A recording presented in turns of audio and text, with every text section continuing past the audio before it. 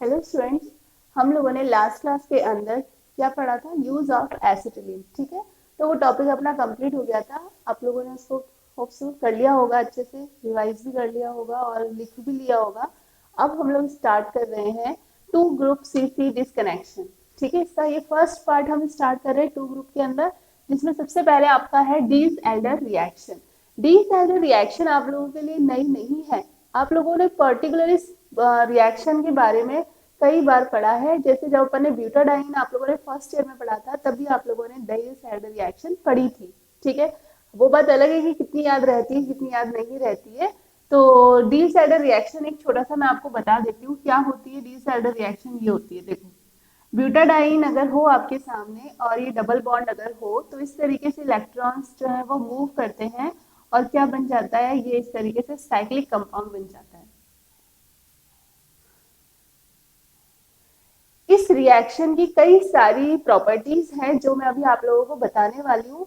अगर आप लोगों ने लास्ट सेमेस्टर में थोड़ी बहुत भी अगर सेल्फ स्टडी करी होगी तो इस डील सैडर रिएक्शन के बारे में पेरीसाइक्लिक रिएक्शंस में पढ़ा होगा। ठीक है, वैसे वो टॉपिक अपन लोग नहीं पढ़ पाए, ठीक है ना, लॉकडाउन था तो, लेकिन वो बहुत इंपॉर्टेंट है पेरीसाइक्लिक। तो कभी भी अगर होगा, अगर नेक्स्ट सेमेस्टर के अंदर, तो देखेंगे पढ़ लेंगे, लेकिन अभी फिलहाल के लिए तो जो भी आप लोगों को पता है और मैं अभी जितना इस रिएक्शन के लिए जरूरी है उतना मैं आप लोगों को बता रही हूँ। ठीक है, ध्यान से सुनना। डी सेल्डर रिएक्शन जो होती है, सबसे पहले तो इसके अंदर कौन कौन सी मॉइटीज काम में ली जाती है। देखो, ब्यूटाडाइन लिया जाता है। ठीक है, इसके अंदर एक एल्कीन ली जाती है, मतलब दो डबल बॉन्ड होने चाहिए कॉन्जुगेशन के अंदर और एक डबल बॉन्ड होना चाहिए। ठीक है, अब क्या होता है इसके अंदर, जब ये दोनों रिएक्शन होती है तो आप लोग देख सकते हो क्या बन रहा है, एक साइक्लिक कंपाउंड बन रहा है। जब इस तरीके से साइक्लिक कंपाउंड का फॉर्मेशन होता है तो हम क्या कहते हैं कि रिएक्शन कैसी है, साइक्लो एडिशन रिएक्शन है। मतलब साइकिल बन रहा है और किसकी वजह से बन रहा है, एडिशन होने की वजह से बन रहा है। तो हम इसको क्या कहेंगे, कैसी रिएक्शन है ये, साइक्लो एडिशन रिएक्शन है। कैसी रिएक्शन है, साइक्लो एडिशन रिएक्शन है। क्यों है साइक्लो एडिशन रिएक्शन, क्योंकि इसके अंदर क्या बन रहा है, साइकिल का फॉर्मेशन हो रहा है। किस वजह से, क्योंकि इसके अंदर एडिशन हो रहा है। ठीक है, तो ये हो गया आपका, इसमें क्या होता है, साइक्लो एडिशन रिएक्शन होता है। सबसे पहली बात तो आपको मैंने ये बता दी। ठीक है, कौन कौन काम में लिया गया है इसके अंदर, ब्यूटाडाइन काम में लिया गया है और एक एल्कीन काम में लिया गया है। ठीक है, उसके बाद आता है कि इसके अंदर आप लोगों को क्या पता होना चाहिए कि दो मॉलिक्यूल्स हमने लिए जिनके अंदर क्या थे, कितने इन्वॉल्व हो रहे थे, दो पाई मॉइटीज काम में आ रही थी, पाई कंपाउंड दो, है ना। और क्या बन रहा है इसमें, वन कंपाउंड बन रहा है, जिसके अंदर क्या दो नए बन रहे हैं, दो सिग्मा बॉन्ड बन रहे हैं, टू सिग्मा बॉन्ड फॉर्मेशन, दो नए सिग्मा बॉन्ड बन रहे हैं और क्या होगा, केवल एक पाई बॉन्ड रहेगा। जबकि पहले कितने थे, दो पाई मॉइटीज थी, जिसके अंदर क्या हो रहा था, साइक्लाइजेशन होने की वजह से ये जो थे ये किसमें कन्वर्ट हो रहा था, एक साइक्लिक कंपाउंड बन रहा है जिसके अंदर दो नए सिग्मा बॉन्ड बन रहे हैं और इसमें से पाई जो होगा बॉन्ड केवल एक ही रह जाएगा। ठीक है ना, दो नए सिग्मा बॉन्ड बन जाएंगे। उसके बाद में आप लोगों को इसके बारे में ये पता होना चाहिए कि जो रिएक्शन होती है ये थर्मली और फोटोकेमिकली दोनों तरीके से हो सकती है। और होती कैसे है, कंसर्टेड मैकेनिज्म से होती है। क्या है, कंसर्टेड मैकेनिज्म। ये कंसर्टेड मैकेनिज्म का जो वर्ड है ये कई बार मैं आप लोगों को बता चुकी हूँ। कंसर्टेड का मतलब होता है कि जब रिएक्शन होती है तो उस दौरान जो पुराने बॉन्ड है वो उनका टूटना और नए बॉन्ड्स का बनना, ये दोनों प्रोसेस साथ में चलते हैं। ऐसा नहीं है कि पहले पुराने बॉन्ड टूटे फिर नए बॉन्ड बने, ऐसा नहीं होता, दोनों प्रोसेस साथ में चलते हैं। इसलिए हम कहते हैं कि कंसर्टेड मैकेनिज्म होता है जो ये रिएक्शन होती है। ठीक है, ये थर्मली और फोटोकेमिकली हो तो सकती है, लेकिन इसमें से थर्मली जो रिएक्शन होती है वो तो सिमेट्री अलाउड होती है, मतलब सिमेट्री इसको अलाउ करती है। ये जो वर्ड है ये हम पेरीसाइक्लिक में पढ़ते बेटा, तो अभी तो आप लोगों ने नहीं पढ़ा है, तो अगर किसी ने सेल्फ स्टडी करी है तो उसको समझ में आ रहा होगा इनका क्या मतलब होता है। थर्मली तो ये सिमेट्री अलाउड होते हैं, जबकि फोटोकेमिकली ये सिमेट्री क्या होते हैं, फॉरबिडन होते हैं।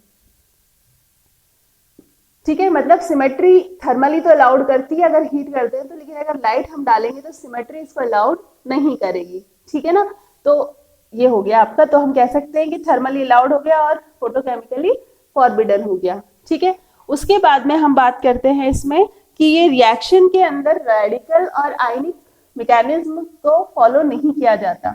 ठीक है, ना तो इसमें कोई रेडिकल का फॉर्मेशन होता है, ना तो रेडिकल मैकेनिज्म काम में आता है, ना ही आयनिक मैकेनिज्म काम में आता है। इन दोनों में से इसमें से कोई सा भी मैकेनिज्म काम में नहीं आता।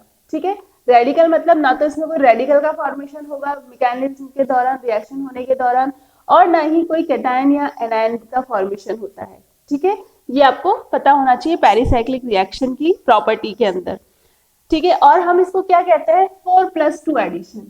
क्या कहते हैं इसको, 4+2 एडिशन। 4+2 एडिशन क्यों कहा हमने इसको, क्योंकि यहाँ पे जो इलेक्ट्रॉन्स काम में आ रहे हैं वो कितने हैं, 4 मतलब 4 इलेक्ट्रॉन्स हैं, 2 2 4, एक पाई बॉन्ड के अंदर 2 इलेक्ट्रॉन्स होते हैं, तो 2 इसके और 2 इसके, तो कितने हो गए, 4 इलेक्ट्रॉन हो गए। ठीक है, और इसके अंदर कितने इलेक्ट्रॉन हो गए, 2 इलेक्ट्रॉन हो गए, तो 4 इलेक्ट्रॉन और 2 इलेक्ट्रॉन के जुड़ने से क्या बना, एक साइक्लिक कंपाउंड का फॉर्मेशन हुआ।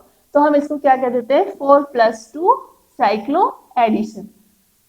ठीक है, उसके बाद में आपको इसके बारे में पता होना चाहिए, जो नेक्स्ट इसके बारे में है कि इसका जो काम में आता है ब्यूटाडाइन का, नोट डाउन करते जाना साथ साथ में। ये जो है इसका तो काम में आता है होमो, और ये होमो क्या होता है, हाईएस्ट ऑक्यूपाइड मॉलिक्यूलर ऑर्बिटल। ठीक है, मतलब जो भी जब मॉलिक्यूलर ऑर्बिटल डायग्राम जब बनाए जाते हैं, तो जो भी कोई ऊपर वाला जो भी कोई ऑर्बिटल होगा जिसके अंदर इलेक्ट्रॉन्स प्रेजेंट होंगे, जो इन्वॉल्व हो रहे होंगे वो वाले। ठीक है, और इसका काम में आता है ल्यूमो।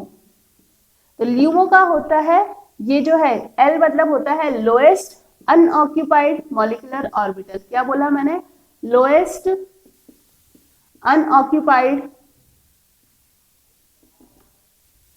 Molecular orbital. ठीक है, लोएस्ट अनऑक्यूपाइड मॉलिक्यूलर ऑर्बिटल मतलब वो वाला एनर्जी लेवल, जब ये जिस तरीके से बनते हैं ना ऐसे एनर्जी लेवल, तो मान लो कि ये तो हो गए क्या, होमो, तो हाईएस्ट के अंदर जहां पे इलेक्ट्रॉन है वो तो हो जाएगा होमो, और जहां पे मिनिमम इसके अंदर इलेक्ट्रॉन्स नहीं है, तो ये वाला लोएस्ट वाला जिसके अंदर इलेक्ट्रॉन नहीं है, तो ये हो जाएगा ल्यूमो। इस तरीके से है ना, इसका तो ल्यूमो काम आता है और इसका होमो काम आता है। तो ये रिएक्शन इस तरीके से होती है, और इसके अंदर जो ये डाइन होता है, ये इसको हम बोलते हैं डाइइन। ठीक है, और इस वाली मॉइटी को बोलते हैं डाइनोफाइल। क्या बोलते हैं इसको, डाइनोफाइल। ठीक है, डाइइन जो होगा इसके अंदर इलेक्ट्रॉन रिलीजिंग ग्रुप अगर लगे हो तो रिएक्शन फास्ट होती है। इसके अंदर कैसे ग्रुप लगे हुए होने चाहिए, इलेक्ट्रॉन रिलीजिंग ग्रुप लगे हुए होने चाहिए, और इस मॉइटी के अंदर क्या लगे हुए होने चाहिए, इलेक्ट्रॉन विड्रॉइंग ग्रुप लगे हुए होने चाहिए। तो ये बहुत ज्यादा डेफिशिएंट हो जाएगी और ये बहुत ज्यादा इलेक्ट्रॉन रिच हो जाएगी। तो जो ये कॉम्बिनेशन होगा इनके रिएक्शन के लिए वो परफेक्ट होगा। ठीक है, ये तो हो गई डाइइन जिसमें इलेक्ट्रॉन रिलीजिंग ग्रुप लगे हुए हैं, और ये हो गई डाइनोफाइल जिसके अंदर इलेक्ट्रॉन विड्रॉइंग ग्रुप लगे हुए हैं। तो अगर इस तरीके की सिचुएशन होती है तो रिएक्शन की कंडीशन बढ़िया होती है एकदम। हाँ, तो आगे हमने क्या बात कर रहे थे, हम ये बात कर रहे थे कि इसमें ये जो डाइन है और ये डबल बॉन्ड है, इसके अंदर ये जो रिएक्शन होती है ये कैसी होती है, इसकी क्वालिटी जो है, एक प्रॉपर्टी जो है वो क्या है, स्टीरियो स्पेसिफिक होती है। ये क्या होती है, स्टीरियो स्पेसिफिक और रीजियो सेलेक्टिव। इसका क्या मतलब है, आप लोगों को पता है, नया नहीं है आप लोगों के लिए। स्टीरियो स्पेसिफिक का मतलब क्या होता है, जब सिस से सिस प्रोडक्ट बने या ट्रांस से ट्रांस प्रोडक्ट बने, मतलब किसी स्टीरियो स्पेसिफिक रिएजेंट से एक स्टीरियो स्पेसिफिक प्रोडक्ट अगर बनता है तो उस रिएक्शन को हम कहते हैं क्या, स्टीरियो स्पेसिफिक। ठीक है, स्टीरियो स्पेसिफिक रिएक्शन जो होती है वो आपको मैंने बता दी। तो ये जो डी सैडर रिएक्शन है ये स्टीरियो स्पेसिफिक होती है।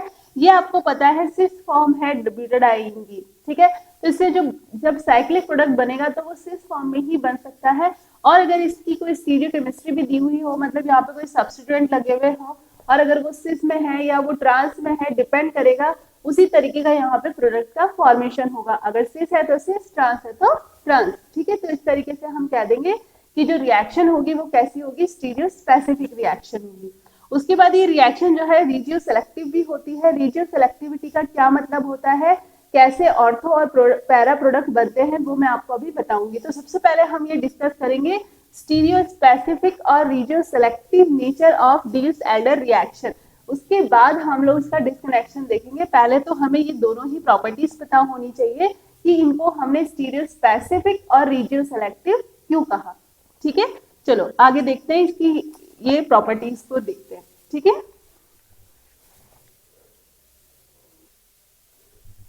देखिए मैंने अभी आपको कहा स्टीरियो स्पेसिफिक होती है रिएक्शन, तो उसके लिए आप लोगों को ये एग्जांपल देखना पड़ेगा। क्या है इसका हेडिंग लिखा है मैंने, stereo chemistry of this Alder reaction.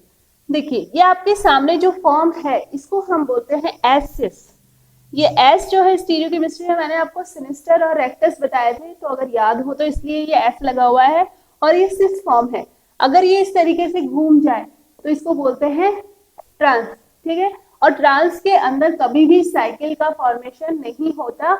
अगर आपको कोई साइक्लिक कंपाउंड का फॉर्मेशन करना है तो आपको ये बात दिमाग में 100% रखना कि सिस फॉर्म ही होनी चाहिए। ठीक है, तो ये सिस फॉर्म हो गई। और ये जो है ना, ये मैलिक एसिड होता है। मैलिक एसिड का हमने क्या बनाया है, एस्टर बनाया है। इसको कहते हैं मैलिक एसिड, COOH ये होता है क्या, मैलिक एसिड। अगर इसका यहाँ पे ET लगा दे तो ये क्या बन जाता है, एस्टर बन जाता है। ठीक है, तो ये आपको ध्यान रखना है, डाइथाइल मैलेट है ये। ठीक है, जब हम इन दोनों की रिएक्शन होगी तो कैसे, ये इलेक्ट्रॉन यहाँ से यहाँ, यहाँ, ये यहाँ, तो ये बन गया साइक्लिक प्रोडक्ट। क्या नाम है इसका, नाम तो जो होगा वो देखेंगे। पहले तो ये बना कैसा है, सिस बना है। तो सिस से कैसा बना, सिस बना। ठीक है, ये दोनों एक तरफ थे तो यहाँ पे भी ये दोनों सेम साइड ही है। ठीक है ना, तो इसको हम बोलेंगे सिस। अब ये इससे देखो एक बात, इसका नाम देख लो थोड़ा सा, क्या नाम है इसका, नाम नोट डाउन कर लो आप लोग। इसका नाम है सिस डाइइथाइल। डाइइथाइल किसके लिए आ गया, इन दोनों इथाइल के लिए। डाइइथाइल साइक्लोहेक्सीन, साइक्लोहेक्सीन इसके लिए आ गया। 4,5 डाई कार्बोक्सिलेट, 4,5 मतलब 1 2 3 4 5, तो 4,5 डाई कार्बोक्सिलेट। क्या नाम बोला मैंने, डाइइथाइल साइक्लोहेक्सीन 4,5 डाई कार्बोक्सिलेट। ठीक है, नोट डाउन कर लेना इसका नाम, पर सिर्फ जरूर लगाना, वरना कोई मतलब नहीं है। हम यही बताना चाह रहे हैं कि रिएक्शन कैसी है, स्टीरियो स्पेसिफिक है।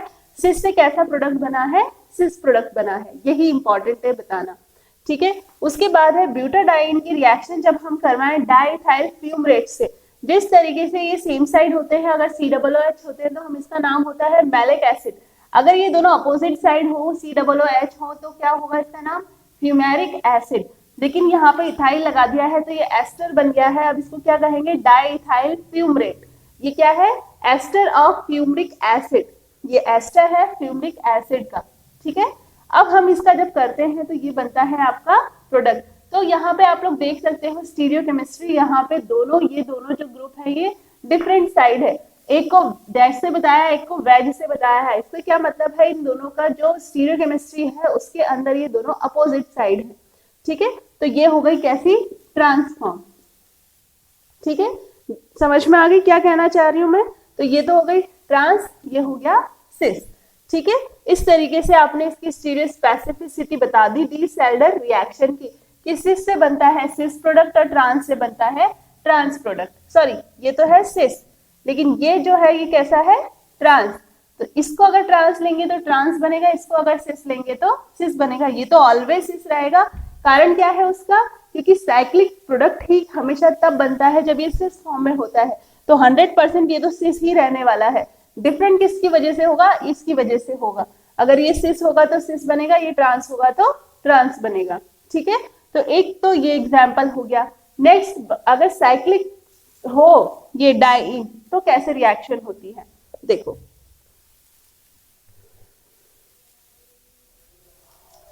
देखिए अब बात करते हैं बाइसाइक्लिक कंपाउंड की।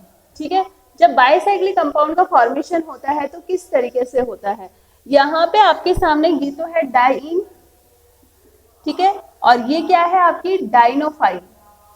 आपको अभी मैंने बताया था यहाँ डबल बॉन्ड आएगा।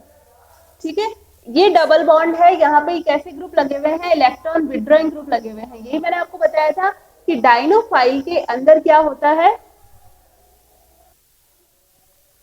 क्या बताया मैंने आपको कि अगर इसमें इलेक्ट्रॉन विड्रॉइंग ग्रुप लगे होते हैं तो हम, ये हमारे लिए बढ़िया मतलब सिचुएशन है, ठीक है। इसको कहते क्या है, डाइनोफाइल कहते हैं और इसको डाइन कहते हैं, ये हम पहले ही बात कर ली हमने, ठीक है ना। अब बात आती है इसका कैसे मतलब साइक्लाइजेशन होगा। ये इलेक्ट्रॉन यहाँ से यहाँ, ये इलेक्ट्रॉन यहाँ से यहाँ, ये इलेक्ट्रॉन यहाँ से यहाँ, तो ये जो है ना, ये वाला टिप, इसको पकड़ के इधर साइड में कर दें अपन, तो इसको पकड़ के साइड में कर दिया ऊपर, तो यहाँ से ये वाला पॉइंट और ये वाला पॉइंट, इन दोनों का इसके साथ में बॉन्ड बनेगा, ठीक है ना। इस तरीके से ये बॉन्ड का फॉर्मेशन हो जाएगा। तो अब बात आती है कि ये जब इसको आप ऊपर कर दोगे तो रिएक्शन या तो नीचे से हो या फिर ऊपर की साइड से हो। आप लोग देख सकते हो कि ये प्लेनर है, ठीक है।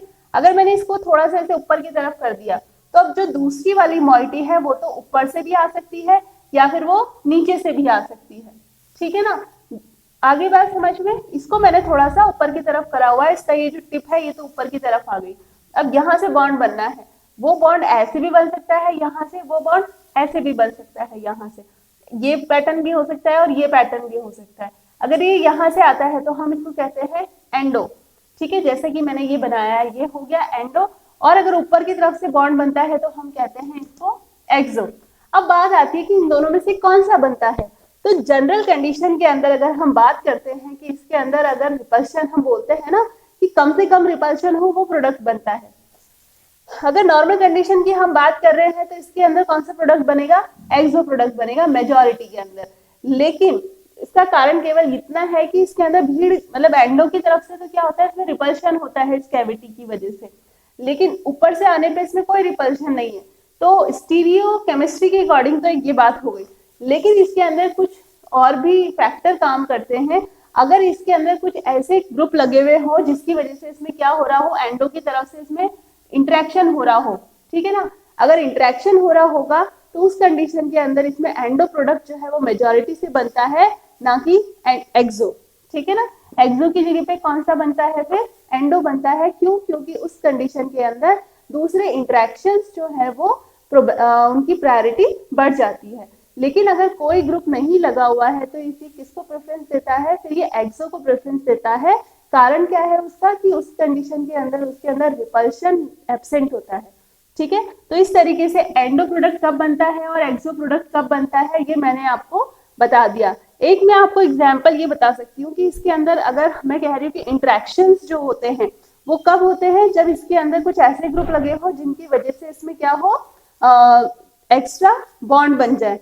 तो वो एक्स्ट्रा बॉन्ड आपको बताने के लिए मुझे आपको क्या बताना पड़ेगा, ऐसे एग्जाम्पल बताऊं। लेकिन एग्जाम्पल आपको थोड़ा सा दिक्कत आएगी समझने में, क्योंकि वो पेरिसाइक्लिक से रिलेटेड है, ठीक है। फिर भी मैं डायग्राम उसका बना देती हूँ, नोट तो कर लो आप लोग, फिर कभी अगर पेरिसाइक्लिक पढ़ेंगे तो अच्छे से समझ में आएगा। अभी इसको लिख लो, फिर मैं वो बनाती हूँ एग्जाम्पल्स। देखिए यहाँ पे ये इसका एग्जाम्पल है, यहाँ पे ये CN ग्रुप लगा हुआ है। इस CN ग्रुप का क्या होता है, यहाँ पे डबल बॉन्ड जो फॉर्मेशन होगा, दो प्रोडक्ट बन सकते हैं, एंडो बन सकता है, एक्सो बन सकता है। ये नीचे से अटैक करे या फिर ये ऊपर से अटैक करे, कौन सा प्रोडक्ट मेजोरिटी में बनेगा इसके अंदर, ये CN क्या करता है, जब ये एंडो से बनता है तो इसके साथ में यहाँ पे इंटरेक्शन होता है। ये इंटरेक्शन आपको तो ऑर्बिटल के साथ में ही दिख सकता है। तो जब ये मैं आपको फोटो भेजूंगी इसकी, तो उसके अंदर ये डायग्राम बना हुआ है, अभी बनाने से कोई मतलब नहीं है। बस ये है कि यहाँ पे ये जो है इस तरीके से बनता है डायग्राम, इसके साथ में ये क्या करता है, यहाँ पे इसका इंटरेक्शन होता है इसके साथ में, ठीक है ना। तो ये इंटरेक्शन यहाँ पे एब्सेंट होता है, इस वजह से इसमें जो मेजर प्रोडक्ट बनता है वो एंडो बनता है, ठीक है। क्योंकि इसके अंदर एडिशनल इंटरेक्शन प्रेजेंट होता है। क्या होता है इसमें, एडिशनल इंटरेक्शन प्रेजेंट होता है, जो कि इसके अंदर एब्सेंट होता है, ठीक है ना। इसमें एडिशनल इंटरेक्शन होने की वजह से इसमें जो मेजर प्रोडक्ट है वो क्या बनता है, एंडो बनता है, ठीक है। तो ये हो गई आपकी स्टीरियोकेमिस्ट्री ऑफ बायसाइक्लिक कंपाउंड। अब अपन देखते हैं रिजियो सेलेक्टिविटी। ये रिएक्शन जो है डेविड सैडर, ये रिजियो सेलेक्टिव होती है। रिजियो सेलेक्टिव इसको क्यों कहा है वो बताती हूँ मैं।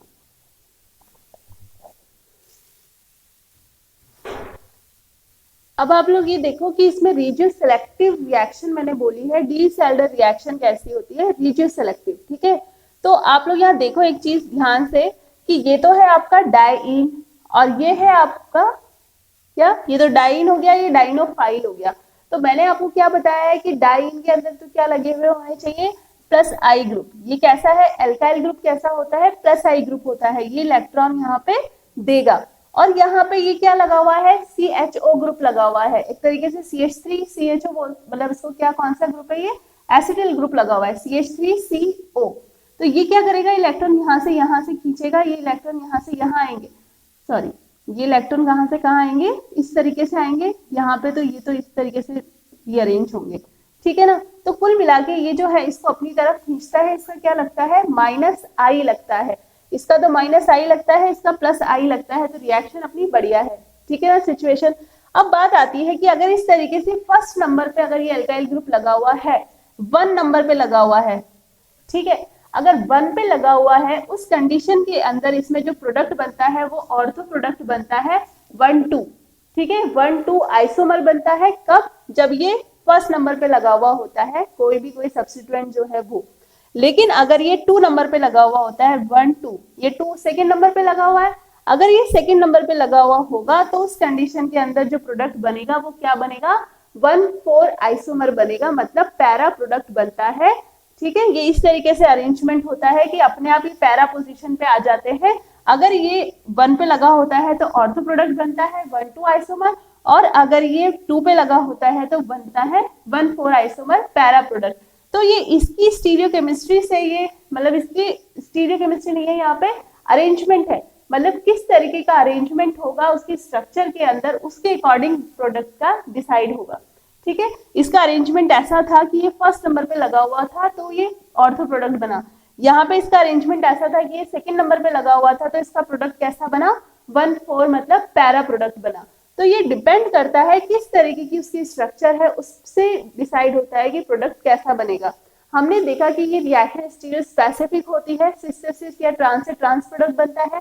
सेकंड हमने देखा बाइसाइक्लिक के अंदर ये स्टीरियो सेलेक्टिव होती है, दो में से मेजर प्रोडक्ट कौन सा बनेगा ये डिपेंड करेगा कि कैसा उसका स्टीरियो केमिस्ट्री है, ठीक है ना। अगर उसमें कोई ग्रुप नहीं लगा हुआ है तो कैसा बनेगा, एक्सो प्रोडक्ट, ठीक है, और अगर उसमें कोई ग्रुप लगा हुआ है तो एंडो प्रोडक्ट बनता है, क्योंकि उसमें एडिशनल इंटरेक्शन होता है, तो स्टीरियो सेलेक्टिव रिएक्शन हो गई।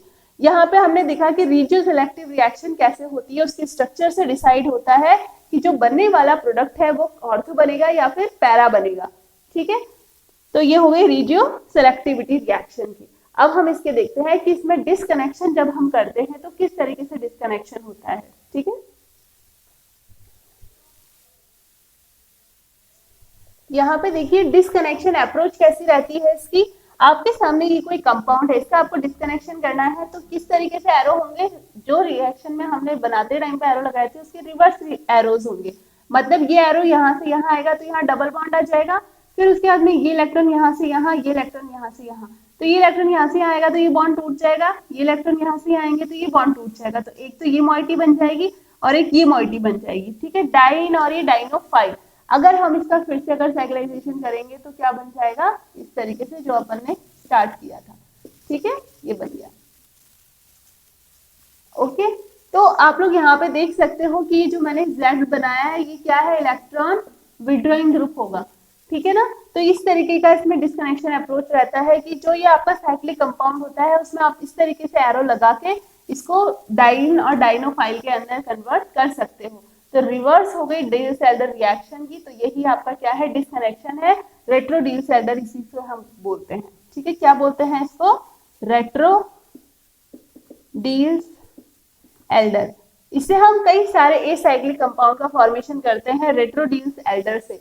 ये आपका साइक्लिक कंपाउंड है, इसका आपने क्या कर दिया, एक तरीके से डिस्कनेक्शन या फिर इसका क्या कर दिया, रेट्रो रिवर्स रिएक्शन कर दी, तो इससे कई सारे एसाइक्लिक कंपाउंड का फॉर्मेशन होता है। सिंथेसिस के अंदर इसका यही यूज आता है, ठीक है। तो अब अपन एग्जाम्पल देखते हैं। ये तो एक बेसिक सी रिएक्शन थी, रिवर्स रिएक्शन जो चलती है जिसको आप लोगों ने पढ़ रखा है रेट्रो डील्स एल्डर के नाम से, ठीक है। एग्जाम्पल देखो, ये देखिए फर्स्ट एग्जाम्पल बहुत इजी है, सबसे इजी है अभी तक जो हमने पढ़ा है उसमें सबसे इजी है ये वाली, ठीक है ना। ये इलेक्ट्रॉन विड्रॉइंग ग्रुप लगा हुआ है तो आराम से पहचान सकते हो कि इसके साथ में तो क्या बनेगा, डाइनोफाइल बनेगा। तो यहाँ से इलेक्ट्रॉन यहाँ से यहाँ आएंगे, ये इलेक्ट्रॉन यहाँ से यहाँ आएंगे, ये वाले इलेक्ट्रॉन यहाँ से यहाँ आएंगे। तो आप लोग देख सकते हो क्या बनेगा, ये इस तरीके से बीटा डाइन बनेगा। और यहाँ पे क्या लगा हुआ है, सब्स्टिट्यूएंट लगे हैं C2H5, यहाँ पे भी C2H5, और ये इसके साथ में क्या बन गया आपका CN। तो इस तरीके से इसमें क्या हो जाता है, ये बन गया आपकी डाइन, और ये बन गया क्या आपका डाइनोफाइल। अगर हम इसका सिंथेसिस देखेंगे तो रेट्रो एनालिसिस हो गया। अगर हम इसका सिंथेसिस देखें तो वो भी बहुत सिंपल है, इसका रिवर्स लिखना है, आपको कुछ भी नहीं करना है। अब तक की सबसे सिंपल रिएक्शन है ये, अभी आप लोगों को भी लग जाएगा। C2H5, ये इलेक्ट्रॉन यहाँ से यहाँ, ये इलेक्ट्रॉन यहाँ से यहाँ, ये इलेक्ट्रॉन यहाँ से यहाँ, क्या बन गया आपका टारगेट मॉलिक्यूल फर्स्ट। ठीक है, इस तरीके से ये हो गया इसका फर्स्ट एग्जाम्पल। सेकेंड एग्जाम्पल देखते हैं, तो सबसे सिंपल हो गया।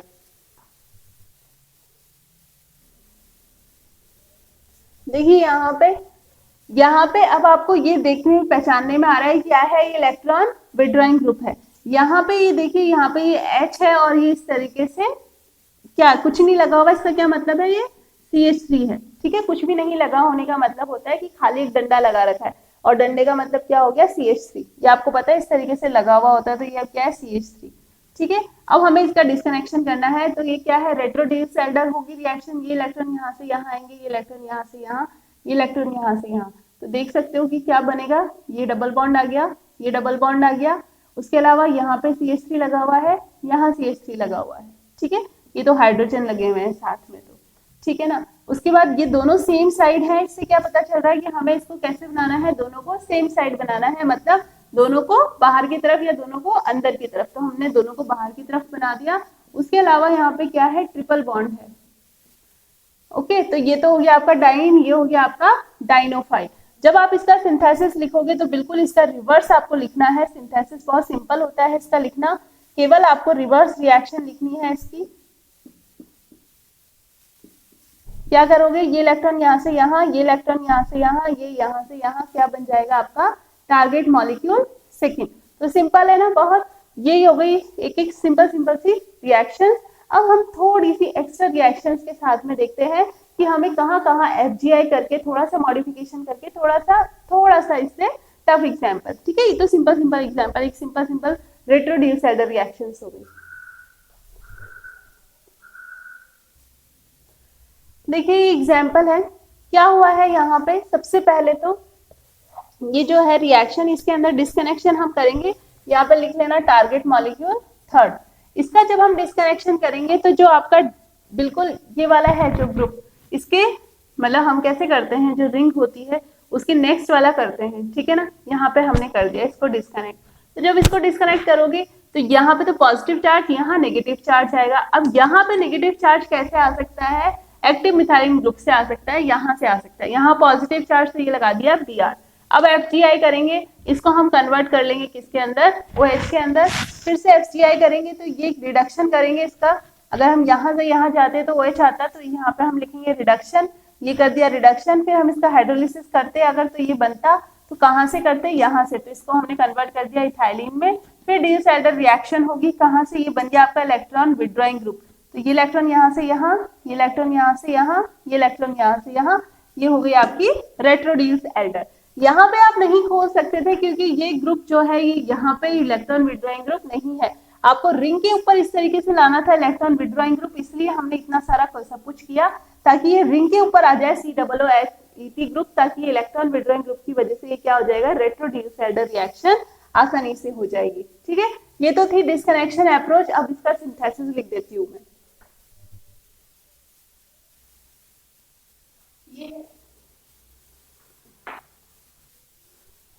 ये है इसका सिंथेसिस। सिंथेसिस में क्या, ये अपन ने दोनों मॉलिक्यूल थी जहां से अपन ने डिस्कनेक्शन करके लास्ट में अपन ने निकाला था। ये इलेक्ट्रॉन यहाँ से यहाँ, ये यहाँ से यहाँ, ये यहाँ से यहाँ, ये बन गया। अब इसका लिथियम एल्यूमिनियम हाइड्राइड से क्या होगा, रिडक्शन होगा। रिडक्शन होगा तो इसका क्या हो जाएगा, अल्कोहल में कन्वर्ट हो जाएगा। फिर PbR3 से इसका सब्स्टिट्यूशन हो जाएगा, Br आ जाएगा।